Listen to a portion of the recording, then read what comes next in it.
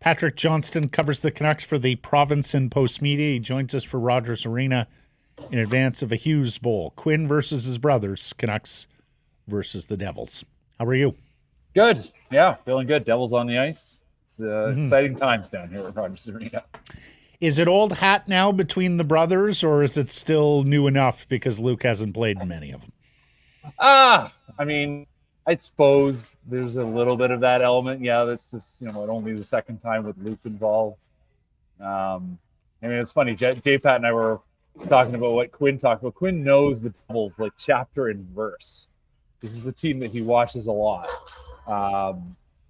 Yeah. I mean, there's stakes on the line for these guys. You always want to beat your brothers, show you're the best. So I think there's going to be buzz in this game for a long time yet. Do you think it helps him that he knows so much about them, or does it ultimately get in your head and you overcompensate about this, that, and the other because you know exactly who's bearing down on you? I am never going to criticize Quinn Hughes for knowing a lot about a rival team. I think it all helps him. This is a guy that, he just think about all the things he's added to his game, the shots. He continues to make his skating better. Like, he does things with his feet that none of us, almost no one else in the league can do. And him figuring things out has been what he does. So the idea that he would get information, I don't think there's such a thing as too much information for him. Jack's had a slowish start to the season. Let's hope tonight is not the night for the Vancouver Canucks' sake, especially with Arturs Shilov's getting the start. What do you make of the big news from the morning skate? Because there were some training wheels available on Saturday versus the San Jose Sharks. Well, I mean, in the end, here's a guy, as Victor said, he did a lot of good stuff for them last year. If he is going to be a contributor, it has to be in all situations and not just in training wheel scenarios. I have to believe that they kind of looked at the way these guys play. I mean, we know that, for instance, Carolina shoot from everywhere, which is not ideal for a goalie like Shilov's, given where his frailties have been. Obviously, this is a high-powered offense of a different kind, but still high-powered. It's a challenge, but if he's going to be an NHL goalie, these are starts he has to make. And, I mean, it was a little surprised maybe that he didn't face the Penguins or something like that on the weekend. But there was no easy choices other than, waiting for San Jose. But, like, what are we talking about? If you have to pick your spots that way, he shouldn't be here at all. So let me ask you this. Is there something about this opponent and the way they play you think that factors into us? Because they're kind of a bit Edmonton-esque in the way they skate and generate offense and cross-ice offense, as opposed to Carolina shooting from all quarters. Yeah, and, there's certainly something to that. I mean, listen, all teams are going to know that Shilov struggles with long shots, but the Devils have designed their offense exactly as you said. There's a sort of let's get things moving. Let's play with a bit of a rush element. Let's try to get the defense turned around. Shilov's has been pretty good in those kinds of scenarios. So I suppose it sounds upside down, and watch me eat my words tonight. But yeah, if you're looking for an opponent and a style of play, this is kind of it. Actually, it's a challenge, but it's a challenge that suits them, I suppose. Big test for this defense, huh? Oh, number one, okay, Markstrom, you've looked really good here. Can you keep it up against a team with this kind of offensive firepower and speed? And then Susie Myers at all. Wow. Well, and Noah Julesen's insertion, too, just to keep the feet moving a little bit, because he's just faster than Desharnais, and Forbert's not quite ready. So by process of elimination, I guess Julesen gets that assignment. Well, there's a guy that's been on your roster. He needs to play. Desharnais, once again, not terribly impressive. Some brutal decisions with the puck. And, Julesen gets in. There's sort of that element. Well, you can really kill him. No, you're not playing a ton. This is the low-minute spot on the roster anyway. But, it's the defense is going to be a talking point for a long time yet. I mean, all the reasons we've discussed, it feels like every week. Go back to the beginning of the season, we knew this was going to be a thing. You knew that Hughes and Hronek were going to be great, and then it was question about everything else. I mean, Carson Soucy, having been nothing close to the player he was last year, is obviously a big story, and I think we're all talking about that more and more. Tyler Myers is exactly, in the end, who we thought Tyler Myers would be. He's only playing 17 minutes a night. And Desharnais has been not anywhere near good enough. Brandstrom obviously is a good story, and you hope he keeps it up for the Canucks' sake. And then Forbort, we know when Forbort comes back, it'll be a little more interesting, but still, that's like 2 third pairings in the first pairing, right? Like that continues to be, what stands out the most about this team and why I remain skeptical of the playoff ambitions of this team. Yeah, so there's reports out there that Canucks are already hunting defensemen, and there's reports out there that Edmonton's already hunting defensemen. Are we in the arms race already? And do you anticipate, like last year, that Alvin and Rutherford are going to go out and fix this quickly, as they did with Zadorov in November? Well, I mean, the idea that Canucks are quote unquote on the hunt, I mean, I actually don't think that's new. They're always on the hunt. Like this, Patrick Alvin has been ready to make roster moves like every day for the last, 2 seasons? Really? 3 seasons? Like since he showed up almost? It took him a while to make his first trade. We know that. But once he opened the door to, I like to make trades, I like to see what's out there, I like to move on from things that didn't work. That didn't really, I mean, maybe if it's news to people, okay, but it's not news to me. I mean, this is a team that is constantly looking for something new.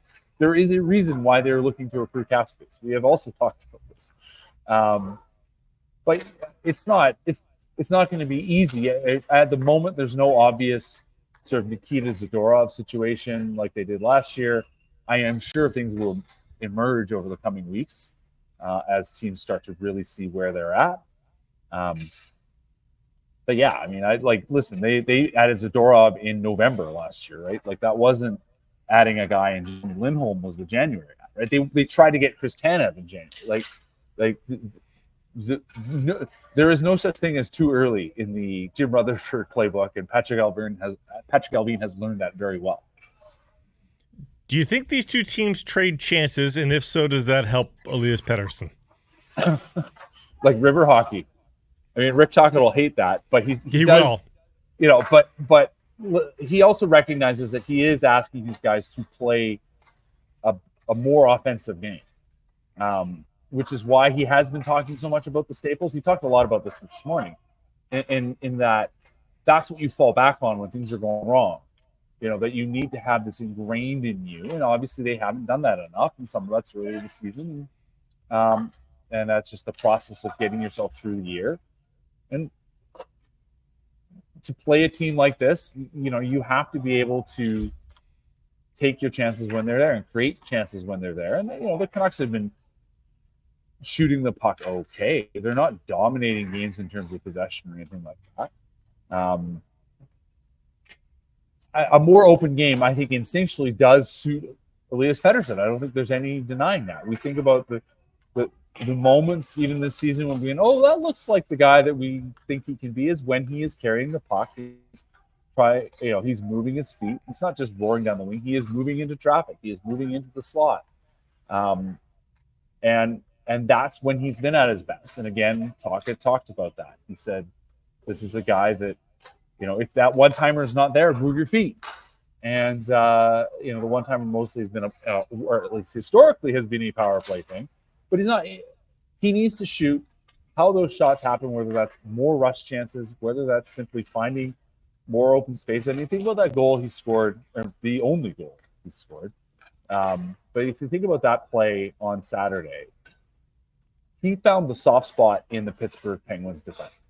And I asked Connor Garland about that after the game. And I said, were you shocked to see him that open? He goes, no. He says, all these teams defend around the net the same way. They set up with a defenseman on each post, and the job is to find yourself in a spot where a person from down low can make that pass. And that, more than anything, is what Pettersson needs to get back. I mean, he was so good at finding himself in space. And so on a more open game, sure. I mean, in theory, that does open up more opportunities for him to make himself more open. But the bottom line is that that he just needs to move his feet more. This is clear. He needs to skate more. I talked about his skating speed on the weekend in the story. The thing I didn't get into was his skating distance. This guy used to be like 90th percentile in the league in terms of how much ice he would cover. And so it's interesting to hear Rick talk. And Rick talk is not wrong. You look at the distance he's covering and use those NHL edge stats. He is way below what he used to be. So whether that is something that's bothering him, or that's confidence, or that's design, whatever it is, he has been that player. I still believe he can be that player again. Yeah, I think that'd be an awesome storyline. We're all sitting here talking about the Hughes brothers, and Elias grabs control and a hold of this game and moves into the Devils are a better defensive team now, though. Protagonist role. Yeah. Sheldon Keefe has them playing differently than they did last year. Well, but our old buddy Markstrom, not everything's been tickety. He's starting tonight as well, and not everything's been tickety-boo for him. I mean, he got a win, an impressive one against Anaheim, but who doesn't? And, previous to that, 3 of the 4 previous starts were not great. Refresh me. Markstrom in a wide-open game. Did he like those? I know first shot, first period, first everything was a problem for Marky, but what do you think? I mean, he saw a lot of it here. He sure did. Let's not forget. Well, I'm not sure if you call that a wide open game or an inability to defend, Patrick. Like, wide open games suggest it's by choice, right? Like, let's play up and down. Inability to defend is more just a talent or lack thereof. It was not by choice. But it was certainly the reality, and he was used to seeing pretty tough shots, pretty dangerous shots, and I do not think the Jersey Devils are as poor a defensive outfit as those Canucks were. But he's also 34. He turns 35 in January. He played pretty well in Calgary. There's no reason to think he isn't still that guy, but he is in his mid-30s now. So don't tell him. He won't be happy about that. No. But are you saying I'm old? What? Anyway. Kinda. It's a situation that, listen, he's finally playing for a good team again, and he'll be happy about that. But yes, wide open hockey. I mean, I think all goalies like facing shots, but only to a certain degree. You know what I mean? Like, they don't want to just be shelled night in, night out. They want to think they can stop them all, but they also want to think they have a chance. And I think the Devils are giving a chance for the most part. This power play they worked on yesterday in practice, Peach, including different puck carriers on entry. What do you know? What can you tell us about that? Well, I asked JT Miller this morning. I said, JT, what's the difference between a good power play and a great power play? He went, oh, Jesus Christ. And then pause. Let me think about this. And he goes, what's a good power play? And I said, well, we got into it. And I said, or not, we had a great discussion. Came some really, it was basically all about, it's not just about how you get in. It's how you consolidate, how you set up, none of this is groundbreaking or earth-shattering or anything, but they definitely understand. He says, listen, yeah, we're scoring at 20%, but I don't even think that's good. To be great, you're coming in, you're going to make a difference. Rick talked about, you come into the third period and you stick the knife in, that you put the game away. And it's a mentality thing as much as anything, which I've been thinking a lot about this. I wrote a couple of weeks ago about this Horvat factor, and them saying, well, we need that kind of guy. But when they had Bo here, they were shooting at 20, scoring at 22%. Since he left, they basically been scoring at 22%. And part of me goes, well, maybe this is just the power play they have. But they still believe that they can be better. I mean, you look at the talent, Quinn Hughes and Miller and Besser should be better. I mean, Elias Pettersson being a non-factor is a huge part of the story. They have to find a way to get whether it's his one-time or he has to be a shooter on this power play. And he has not been a shooter on this power play, certainly not this season and going back to last spring. So they need, it's not just a question of quote unquote execute. They need to actually get into the spots. And Miller down, he said, listen, we've had a couple of goals and those have worked out well, but overall, the way they've been setting up hasn't been enough.